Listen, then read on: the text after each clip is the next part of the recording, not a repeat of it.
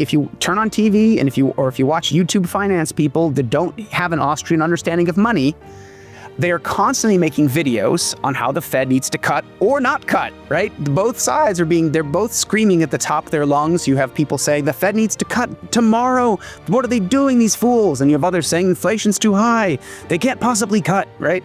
So I think this is because we are near the end game. We're right at that point where the Ponzi must either blow up or collapse under its own weight. This is Kaiser Johnson with Liberty and Finance, and these are the Miles Franklin Weekly Specials for August 18th through August 25th, 2025, while supplies last. First this week, the 1-ounce gold Australian Kangaroo or gold Nugget coin are just $60 over spot per ounce.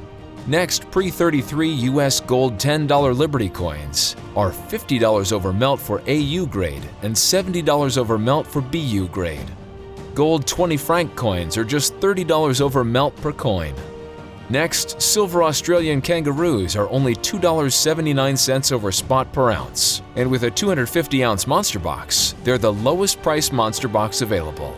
Finally, silver 10-ounce Nordic Mint Bars are just $1.89 over spot per ounce. To order our specials or any of the many other options we have available, call us at 1-888-81-LIBERTY. That's 1-888-815-4237. We're available after hours and on weekends, and we look forward to speaking with you. Welcome back to Liberty and Finance. I'm delighted to have this guest back who's very popular with our viewers. Phil Lowe is the founder of the Bitter Draught Rumble channel, where he explains financial concepts in terms that even I can understand. Phil, thanks for coming back on Liberty and Finance. Great to be here again, Dunnigan. I want to let everyone know today is Tuesday, August 19th, 2025, and we've got a couple of questions we wanted to run past you today. With your permission, the first is about what money is, and there's a theory that some people espouse that money is whatever the state says it is because they can use sovereign force to enforce that they require that to be used to be paid in taxes. This phenomenon goes way back to the Roman Empire and before. But why don't you bring us up to date on why you think that theory is worth debunking, that's not what money is? There are many different competing theories of money out there right now. And one of the reasons I got into this space is because I am, by dint of accident of history, I am well equipped to answer some of these questions. And so I decided to get in because there are many people who are not well equipped to answer these questions, but are answering them anyway. And so I said, let me throw my voice into the ring, and hopefully I can help people to understand who is speaking correctly and who is not speaking correctly on the subject of monetary theory. So there's a YouTuber named Brent Johnson. He's known for his milkshake theory, and he was opining on one of his videos, What is Money? And he had two competing definitions that he was openly debating. And I don't knock him for, openly debating these ideas and running it through his own head. The first definition is what I believe is the correct definition of money, is the Austrian school definition of money. Money is the most liquid commodity in a market to solve the problem of the coincidence of wants. So if you are selling corn in a market and I am selling pickles in a market and we want to trade, and I want your corn, but you don't like pickles at all, then I have to come up with some other thing to offer you so that you will give me your corn.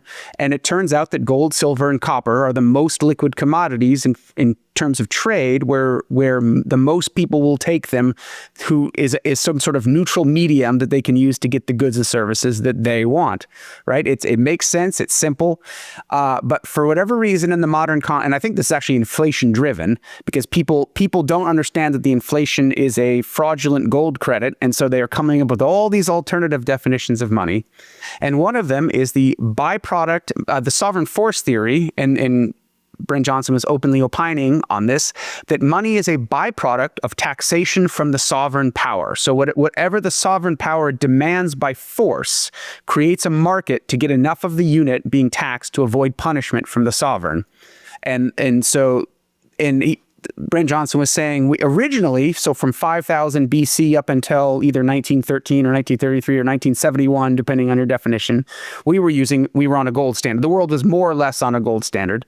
And then from whatever that period, from some period in the past, we somehow switched over from a gold standard to a sovereign force standard, where the government just says, use these notes or we'll kill you, right? And so I want to. Johnson's conclusion was that, once I said we were on that, we were out using the Austrian definition of money, and now we're using this other definition of money. And I want to challenge this claim. So first, let's examine a generalized force's ability to monetize a good. So we're not talking about state force. We're just talking about force in general. So if I'm walking to my house and I'm putting the key in, and someone runs up behind me with a pistol, and they say, you need to give me 20 rolls of toilet paper right now. I'm going to blow your head off, right? Now, I am, the value of rolls of toilet paper has skyrocketed in my price matrix, right? I will do anything to get this man 20 rolls of toilet paper right away. So I'm going to rummage around my house, and I'm going to find him, as many toilet rolls of paper as I can. Now, if I can't find 20, let's say I found 18, I will go knock on my neighbor's door with him, hiding in the bushes with a gun pointed at me. And I'll say, gee, can I borrow 2 rolls of toilet paper right now? I promise I'll give you 5 rolls of toilet paper tomorrow. Just, give me 2 right this second. Right. So I will respond to the force by getting this man what he wants. But when I just wanted to corroborate this, because living in Central Florida, as I do every late summer and early fall, we have this force that shows up in the form of hurricanes or near brushes with hurricanes that causes a lot of people to rush to their local grocery store and pay whatever it takes to clear off the shelves of bottled water and things like dry ice and things like that. So there's that idea that impending doom is quite a motivator. So that's not unfamiliar to people who live in some states. Yeah, go ahead. Absolutely. So it did motivate me to find these things, and the value of it skyrocketed beyond my normal use of toilet paper in everyday life, right? Price would be no object in that case. Right. Price would be no object. Exactly right. But the question is, did it monetize at that moment? Did I take out any loans in toilet paper? Now I might, if I don't have enough, I might take out a loan for toilet paper to satisfy this crazy guy's needs, right? But when he leaves, I go, phew, that guy was nuts. Thank God he didn't want my gold and silver, right? But I didn't go take out a loan. I'm not going to go try and use toilet paper as the medium of exchange in a marketplace, right? So force itself does not. It will motivate you to act a certain way, but it will not monetize the good. The good I was talking about did not monetize in that situation. So the rebuttal to this, for someone promoting a sovereign force theory, the rebuttal will be, well, okay, but that was a one-time thing. The state's force is constant and ever-present and being applied to everyone. So the demand for money is created there. It's created in this ever-present force. You have, on April 15th, you have to show up with a bucket full of dollars. You have to show up with a certain amount of dollars to the IRS, or they're going to come and take your stuff. And therefore, that creates the demand for dollars, and that is what keeps the Federal Reserve note, alive, unbacked by gold as it was before. So let's go back to ancient Rome and imagine a Caligula-like emperor, right? So he's crazy and he's decadent, and he just, he says, I Caligula, the Senate has voted me into living godhood, and I am now a living god. And I will, as a living God, I know what is best for all my people. So I will demand that people use seashells as money. And I'm going to implement this. I'm going to tax the people with seashells. And there will be, so every April 15th, all the citizens of Rome must show up at the forum with a bucket full of seashells, or you're going to be crucified on the forum for non-compliance, right? So all the people will absolutely go try to find enough seashells to satisfy the demands of the mad sovereign, right? And a market will form around seashells where people without enough seashells will trade for seashells to give to the sovereign. However, no one is going to take any debt in seashells. No one's going to go, oh, geez, can I borrow some seashells beyond which I need to satisfy the sovereign, right? So I'm not going to go like, oh, gee, I'm going to work on my house. Let me go borrow some seashells to go trade for things I want to work on my house. I'm just going to get it just enough so that I don't get crucified, right? So as a result, the sovereign treasury will be stuffed with seashells, while the people will continue to trade using gold and silver, right? So we will absolutely go get enough seashells to give to the knuckle breakers, and they will walk back to the emperor with their seashells, and but we, the community, once they leave, we will just continue trading in gold and silver. The state, additionally, because the treasury is stuffed with seashells, the state will have nothing to pay its enforcers except seashells. So because the state expenditures send the seashells out of the treasury and more seashells are continually found and added to the market, the taxation scheme only continues to work as long as the taxes are always increasing, right? So the state treasury is using those seashells to buy the things the state wants, right? Because it has created this artificial demand for seashells, the state treasury is then using those seashells to go buy, pay off their politicians, pay the knuckle breakers, right? To buy buy whatever the food the state wants to buy, build the Roman palaces that the emperor wants built. They're going to try to use seashells to do this. This only works as long as there is a artificial demand, so people actually have to go around searching for seashells.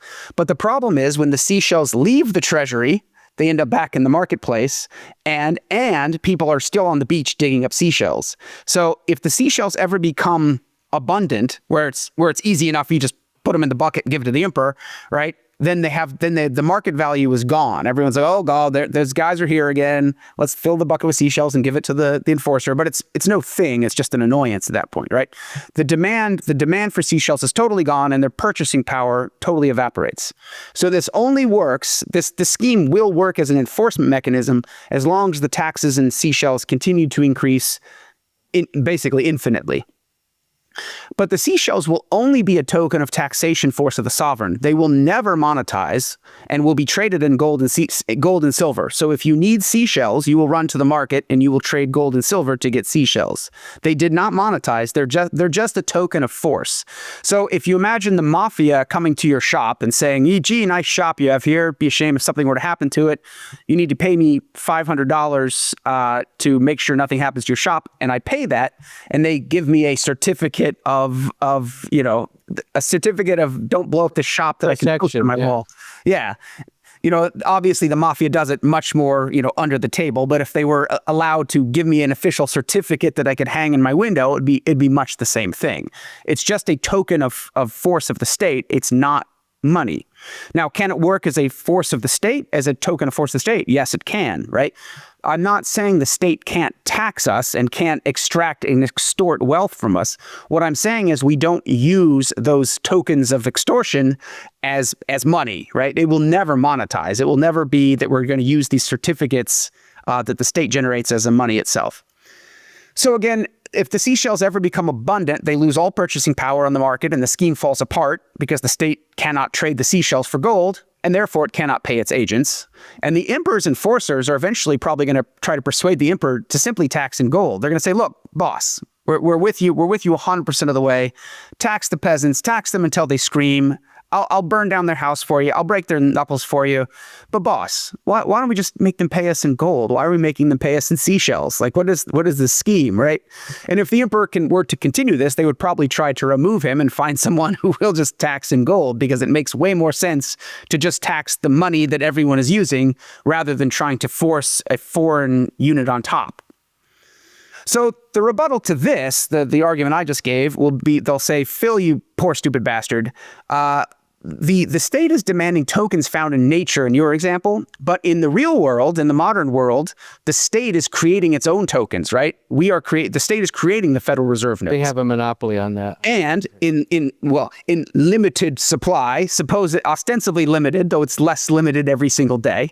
And therefore, there will never be abundance. There'll never be abundance where, which is basically a hyperinflation, where, there's so much dollars or Federal Reserve notes floating around that there's no demand for them, right?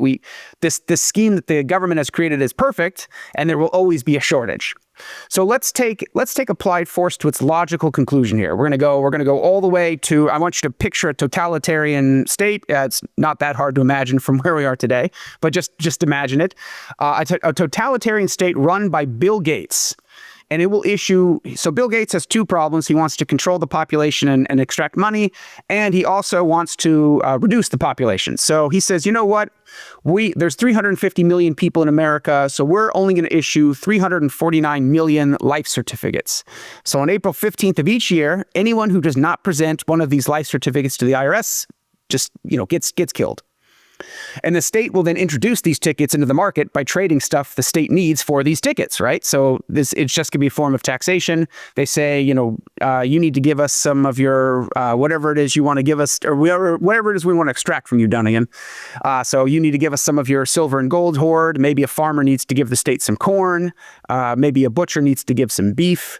But they need to give us something to get these life certificates. They have to trade us for us because we're going to try and use it as money, right? So the question is, will these tickets monetize? People will absolutely seek out these tickets to get enough for themselves and their loved ones. I will go and try and find these tickets, but I only need maybe 6 of them, right? I will not seek out additional tickets except for arbitrage opportunities, and the marginal demand will get close to 0 once enough tickets have been collected, right? My demand for 6 tickets or 7 tickets, however many I need for the people I love, is very, very high. But once I have that satisfied, I'm not going to go get them for my neighbors. I'm going to say, well, good luck, guys. I hope you find your tickets. So. And people will absolutely trade for these tickets, right? To get those 6 or 7 tickets that I need, I will spend whatever I need to spend to get them because I don't want my family to be killed by government agents. But I will be unwilling to trade them away unless I have an excess one. I mean, if I bought one for my grandmother and then my grandmother passed away by natural causes, sure, I might trade an extra one. But I will absolutely not go into any life ticket denominated debt, right? I'm not going to go, I'm going to borrow 2 or 3 life tickets, to work on so I could sell them to work on my house. And now I have to find 3 tickets to pay off the bank and an additional 6 or 7 to save my family, right? No one's going to do anything like that. That would be insane. So this doesn't sound like a liquid commodity at all, right? This doesn't sound like something that's very liquid that's going to be trading back and forth and the people are going to be, quick to give up to get something else they want, or quick to get, to get a lot of, because every other good has marginal utility, right? So if you think of a hamburger, right? If you're really hungry, the first hamburger, very delicious, you love it, right? You eat your fill.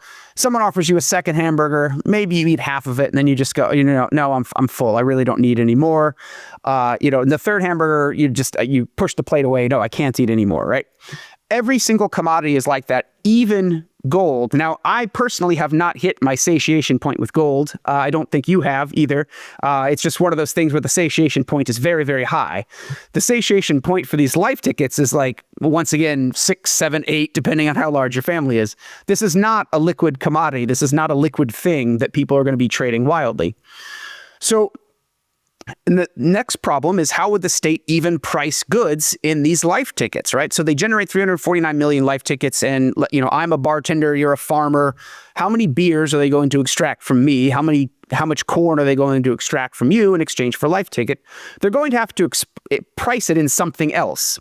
So if this insane scheme was actually enacted, the state would just sell the life tickets for gold and use the gold to buy whatever they want, right? So once again, these life tickets are a tool of extraction. I'm not saying the state can't come up with something stupid like this and that it won't work. What I'm saying is these notes don't monetize. This is not becoming a money. We're not using money. We're paying taxes to the state, and these tokens are just certificates of taxation. That's it. So that's the logical argument against the sovereign force theory. Let's look empirically at the world and see if sovereign force theory is actually occurring or not.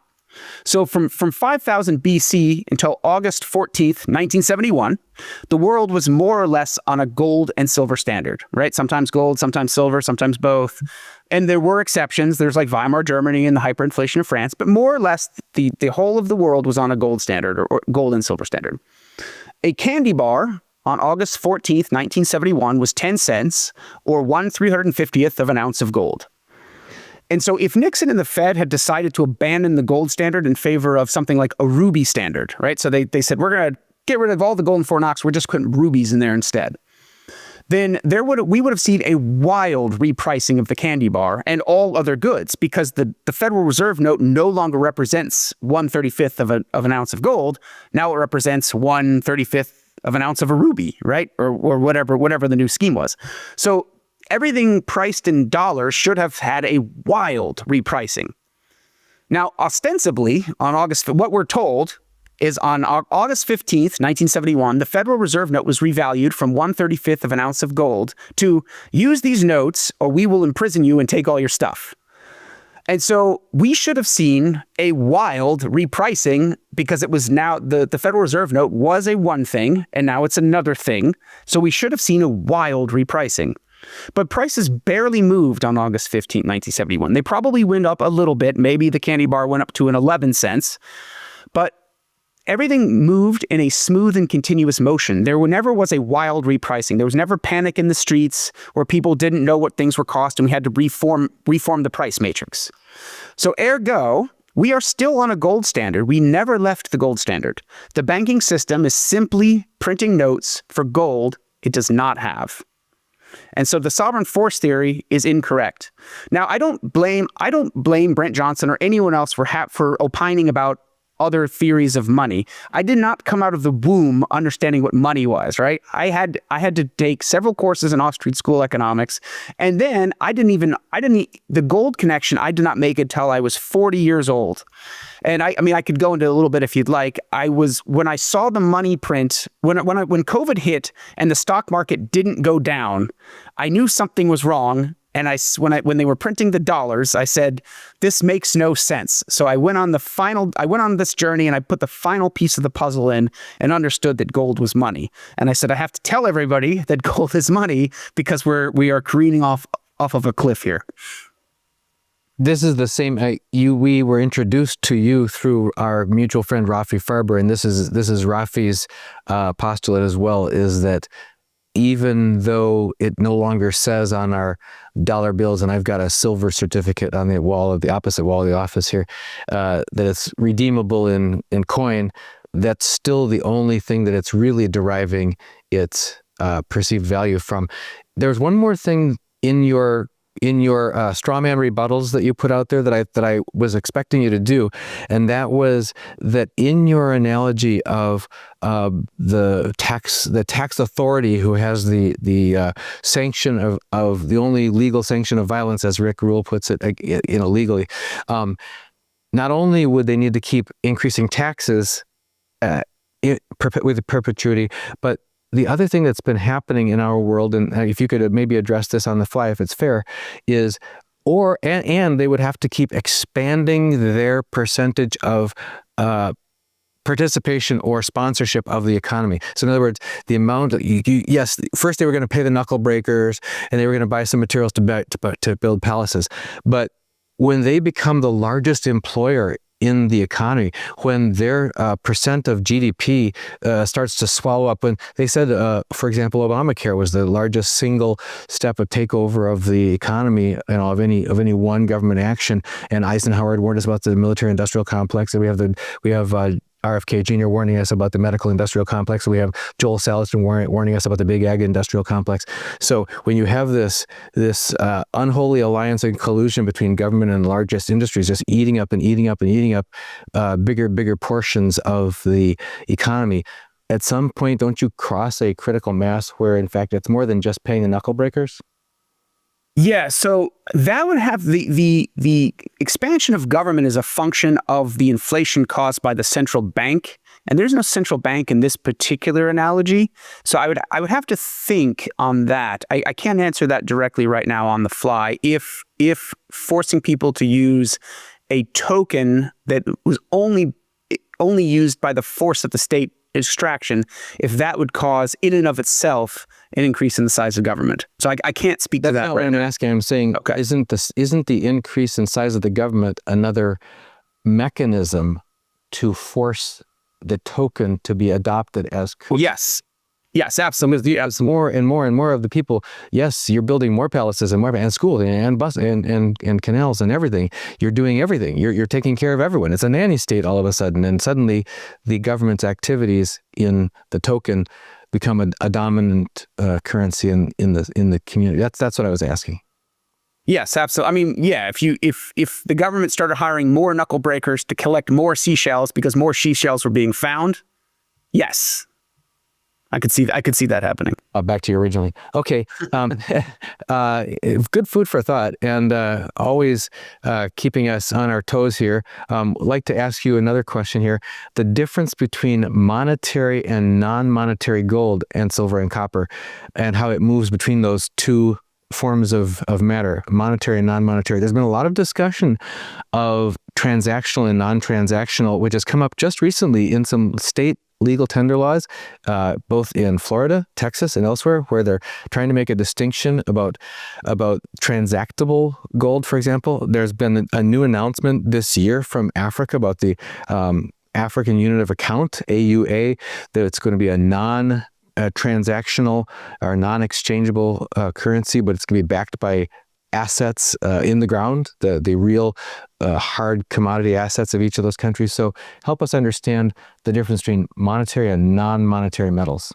Sure. So a few episodes ago, or a few interviews ago, you asked me about, when I was discussing copper as money, you asked me if people should stack copper in useful forms like pots and kettles. And I originally said yes, but I wish to augment my answer slightly. So the founder of Taoism, Lao Tzu, famously said, a bowl is most useful when it is empty. And so because when a bowl has been filled, its usefulness has been taken up. Its potential usefulness has been taken up. So if you imagine, you're coming into the house and you have 5 peaches in your hand, and you tell your son, you tell your 5-year-old son, go fetch me a bowl, and he comes back and he has a bowl and it's full of keys and coins and stuff, and you go, no, dear boy, fetch me an empty bowl, please. Right? Why do you feel that way? Because the bowl that is filled is already being used for something else. You need an empty bowl with which in to put the peaches. Money, gold, silver, and copper in its elemental form, is the same way. It's money. Gold, silver, and copper. So, for example, a copper pot, right? If we're in the Endgame and the lights go out, and I'm not saying they're going to go out, but this was an issue about barter. If you need copper to barter with, if you have a copper pot, then when you go to barter it, you're giving up a copper pot that you own. So you're going to say, well, now I need something else to cook my soup in, right? If you have scrap copper, then you don't have to worry about it. You say, this is just some scrap copper. This is copper sheet lying around. I can easily go trade that away, and I don't care what anyone else does with it, because I'm not actively using it as a copper in its pot form, right? You don't lose any utility, yeah. I don't lose any. Exactly right. So money, which is gold, silver, and copper, is monetarily at its moneyest form in a form of currency, which is a standardized weight with its weight stamped on it. So it's, a gold bar, gold coin with a stamp on it. That is when it. Go ahead. Yeah, I just that you got me all excited there. Yeah. No, you got me excited because Dr. Edwin Vieira, author of Pieces of 8 about history of silver as money in the U.S. and knowledgeable about the origins of money, talks about this. He says the people don't even realize that the early government mints were functioned like in the colonial era and beyond as just helpful for standardized units of measure. In other words, you'd have to take your silver or take your gold there, and they'd melt it down and they'd cast it and stamp it in these standardized. Now they hand it back to you in these standardized government guaranteed units of standard weights and measure and purity. And now it's more desirable to people because they can easily transact in it and they trust it and that kind of thing, rather than just you waving around your scraps to people and then going, I don't know how much it weighs and I don't know if it's pure and all that sort of thing. So just what you said, that the most highest utility form of precious metals as money is in a form of standardized coinage with stamped with units of weight and measure and purity. Right. And the joke about gold is that we dig it up, we refine it into bars, and then we put it back in the darkness in a vault underground, and we, clap our hands that, job well done. And we just start issuing notes based on that gold that's just sitting in the dark once again, right? So gold and silver are always money, no matter what form they're in. It is jewelry. There's still money. That moneyness never leaves it. But in their non-monetary form is primarily for display purposes, right? You just say, I'm so wealthy and important, I don't need my gold in monetary form. I can afford to keep it in a non-monetary shape, like a watch, a giant gold watch in a gold necklace, right? And this goes all the way back to the very dawn of man, the very dawn of men. The Varna culture in Bulgaria buried their chiefs with more gold than the pharaohs of Egypt, including, and I'm going to be indelicate here, their chieftains were buried with golden penis sheaths. And I was talking with Rafi about this, and I said, gold is for display purposes, Rafi, so what's the point of that? And he said, I'll tell you when you're older. And I said, no. If you are taking your clothes off in front of a woman, the gold has already accomplished its job. There's no need to say, surprise, there's more gold, right? So now I did research on this. I was looking around. I don't know. It's possible that it was on public display. The treasure was on public display even when the chieftain was holding court, shall we say. But if you look at early man and even Aboriginal people today, they're always wearing something covering their private parts. So I don't think that's the case. What I think was going on, and this is just my speculation, is this chieftain had gold bracelets, a gold crown, gold leggings, gold shirt, and he's like, I got nowhere else to keep the gold, and well, I got one more place, right?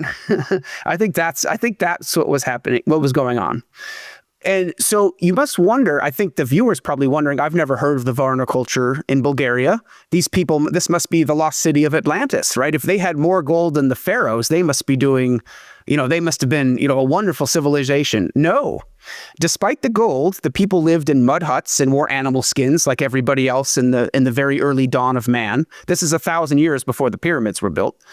And holding gold confers no advantage to a people overall. In fact, it tends to make them indolent. And this is my worst received video with you was when I was talking about China's gold hoard, because I said it doesn't matter if China has a bunch of gold. And I still hold true to that today. That is still true. And it's counterintuitive because each one of us is constantly searching for more gold. In fact, the incentive to get more money is a real driver because you want to have a comfortable amount of money to live with. So everyone's striving for more. But if China has enormous amounts of gold, there's only two things that happen when you have lots of gold. You have more jewelry and you have higher prices. That is it. There is no other advantage to hoarding enormous amounts of gold. To a person, there is. To a society, there is not. So when you are poor in money, you tend to work hard, be frugal, and innovate to acquire money. And when you are rich in money, you tend to sit by the pool and sip champagne. And for the Varna people, actually, historical evidence suggests the Varna culture attracted the attention of nomadic steppe people and met a very grisly end. Because, their archaeological layer is here, and then right above it is a totally different people who really liked horses and goats. So they probably were like from the steppe, and they noticed the Varna people walking around with all the gold and came and took it all. Anyway, back to the modern world.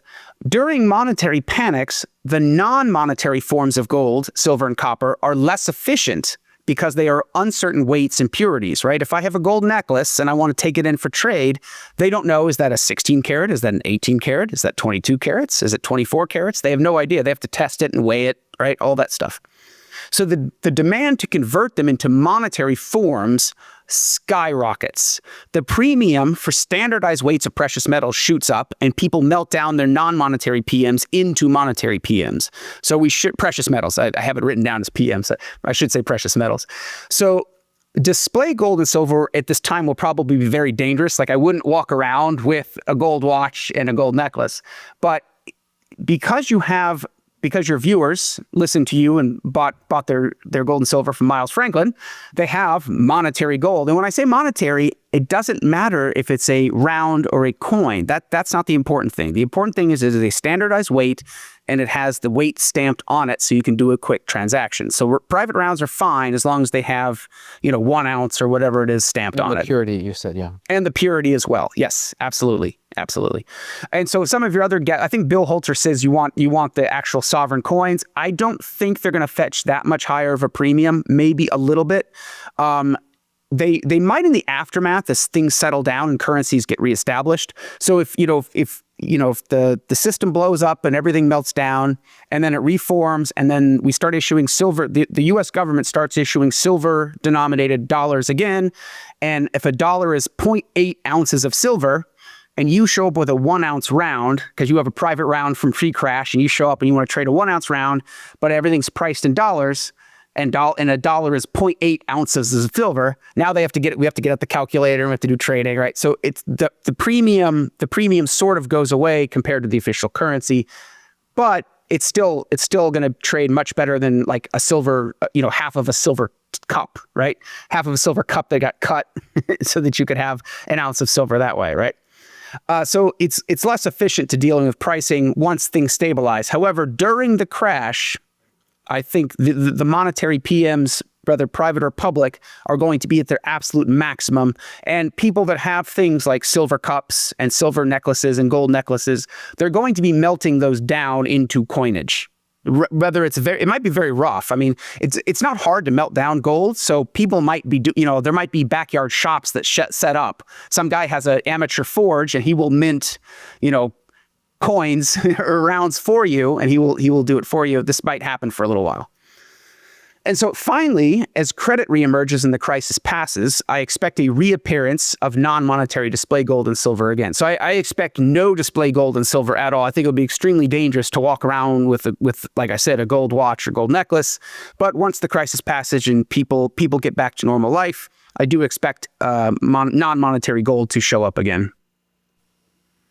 A couple things I wanted to put a plug in. I'll put a link in the description of this video to some behind-the-scene footage that I shot at Miles Franklin's bullion operations, where we're opening up a cask of incoming scrap sterling silver and that sort of thing, pots and pans and chains and spoons and all kinds of things, and then the furnace melting these down in the crucible and pouring them into ingots, together with some old, worn-out government coins that are going to be cast into new.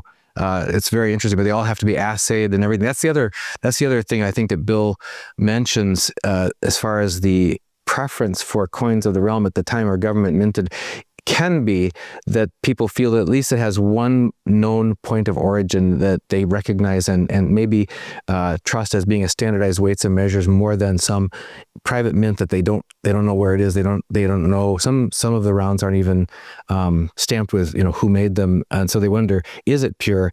So for quick transactions in a low trust and high stress environment, there can be a premium placed on preference at the time between willing participants on something that's more recognized or more trusted. I have empirically tested. I've had no problems trading rounds at farmers markets. So that's my I said, well, because I was like, do I want to buy rounds or do I want to buy Silver Eagles, which have much higher premiums? So I tested out the rounds. I had no problems. So it's up to the viewer, how they want to go. Right. And we found the interesting dichotomy between different vendors at the farmer's market. Usually they react in one of two ways, was my experience. Either they'll look at you like you're speaking Martian and they have no idea what you're talking about or why you're even saying such crazy things, or else they get all sparkly-eyed and they lean towards you and they're very, very excited. One of the two. The other topic, which I think is of high interest to all of our viewers and subscribers, is about increased volatility in the precious metals markets. We're seeing, at times, more wild swings in gold or silver, and then periods of comparative calm before another move. Why is it, in your view, that extreme market volatility, including in the precious metals markets, is a harbinger of the end game and how to best prepare for it? Sure. So our overlords are running a Ponzi scheme on the people, and they're sucking the wealth out and handing us worthless notes for wealth. I've covered this with you on how this is a Ponzi scheme, and I don't have time to go into it this time, but it is a Ponzi scheme in the literal definition of the word. And they have to print an exponentially increasing amount of notes. And the modern overlords don't seem to understand they are running a Ponzi. Like if you talk to the heads of the Fed or the Treasury Secretary, no one seems to be aware. They're either all in on this together and very cunning, or they're all unaware that they're actually running a Ponzi scheme. And they don't have perfect information, and they don't seem to be particularly intelligent either. So as a result, they don't really know how many notes they have to print every day to stay on the Ponzi scheme smoothly, which is why we have crashes. The reason we have crashes is because they don't print quite enough notes and all the banks run out of money, and you just wake up on a Wednesday and all the banks are blowing up. So if they print too few notes, and then again, this is an exponentially increasing amount of notes, all the banks collapse in a couple of days. Yeah, and as Docky says, the plumbing that has to keep liquid enough for the banks to stay and float overnight, seizes up, all the plumbing seizes up, and that can suddenly cause overnight interest rates to spike to 10%. Yes. And if they print too many, people complain about inflation, right? So that's their choice. That's the only choice they have. And because we're near the end game, we have if you turn on TV and if you watch YouTube finance people that don't have an Austrian understanding of money, they are constantly making videos on how the Fed needs to cut or not cut, right? Both sides they're both screaming at the top of their lungs. You have people saying the Fed needs to cut tomorrow. What are they doing, these fools? And you have others saying inflation's too high. They can't possibly cut, right? So I think this is because we are near the end game. We're right at that point where the Ponzi must either blow up or collapse under its own weight. And so the result is that if this is indeed the end of the dollar, the Fed is going to be swinging wildly between cuts down to 0% federal funds rate with quantitative easing. The Fed has a bunch of assets on its balance sheet, but all these assets are garbage, right? They're mortgages that nobody's ever paid back. They're treasury debt that Treasury's never going to pay back.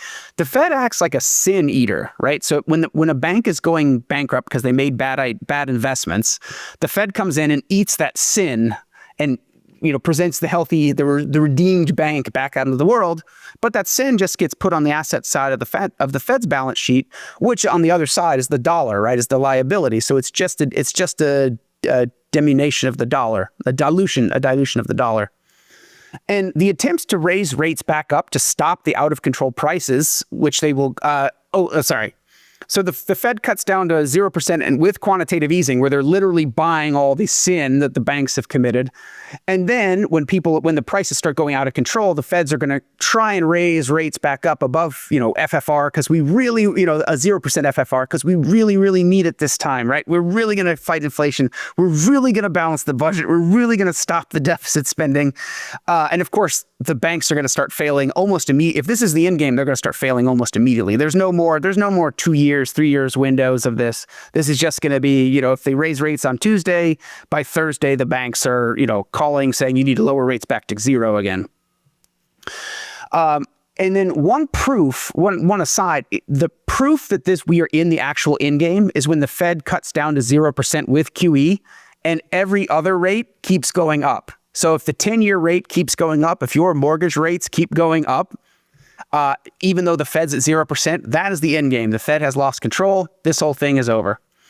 So the effect of these wild swings in action by the Fed will be extreme volatility in all markets, including precious metals. And I want to warn people, it's fully possible and even expected that the day you wake up to an enormous banking crisis, you might think, it's the end game is finally here. The stock market's crashing. Finally, I will be redeemed in my precious metals investments. And you go to check, your local, the spot silver, and it's sitting at $20, right? I'm warning everyone now. You fully expect that briefly, just so that the panic will be minimized. So you don't say, Phil, you fool, you told me to buy some silver before the end game. Now the end game's here and silver's crashing. I have to go jump out of a window, right? I'm telling you now, this absolutely, I'm not saying it will happen. It absolutely could happen. And don't panic out of your silver position. If you think I want to use an analogy, if you think of a sinking ship, right? If the ship of the market is sinking and on the sides are these gold and silver lifeboats, and the ship is swaying from side to side, and even the lifeboats are swinging wildly in their moorings, right? It could be so bad, the swinging on the lifeboats could be so bad that someone sitting in the lifeboat would say, gee, even though the ship is sinking, it looks more stable than these lifeboats that are swinging this way and that way. But I promise, once the ship sinks, the lifeboats will be the only thing gently bobbing up and down in the water, right? So you have to get past the fear of the ship sinking and get into the lifeboats, and it's better to get into them now. That's what I would say is just as don't have your primary plan be, I'm going to wait until the absolute pit of the crisis, and then I'll be able to just jump me and my family into a lifeboat that will certainly be available and have space for us all together at the time. The analogy there is I will just wait until the last moment with all my powder dry and dollars in the bank, and then I will call up my broker or go on to sdbullion.com or milesfranklin.com or wherever, and there will be this low-priced inventory, and I'll be able to do my transaction because the credit card will be working and the bank will be working, and I can reach my broker on the phone, and the inventory will work and the shipping will work and everything. That must not be your primary plan. But that gets back to basic preparedness that we've been talking about since 2013. Don't wait until the hurricane is imminent before you start stockpiling critical goods. Go ahead. Yeah, the safest possible financial position has 3 simple ingredients: gold, silver, and some paper dollars for the very beginning of the panic in case we go into a deflationary tailspin before the Fed comes back out. That's really all you need for the safest possible position to be in. Now, it is possible to trade the crash, and there are enormous wealth multipliers in doing so. However, it is extremely risky. If you think of a casino on fire and there's some degenerate gamblers that are still playing, even though the smoke is billowing out of the kitchen, but they're like, oh, well, we have to get out of here in just a minute, so I'm just going to go all in, right? The winners of that get movies made about them called The Big Short, right? And the losers are never heard from again because they lost everything, right? So if you want to participate in that, you can. There are multiple people offering services trading the crash. Heresy Financial and Market Sniper sell courses on trading it yourself, and Michael Pinto offers to trade it for you, right? If you want to invest with his services. And if you want to be a part of The Big Short too, the Michael Pinto story, then by all means go ahead. And I'm not knocking the guy at all. I think he has a very decent chance of doing it. But the problem is the volatility. If any of these people if you get stuck on the wrong side of when the market's doing this, if you get stuck on the wrong side of that, you are wiped out immediately.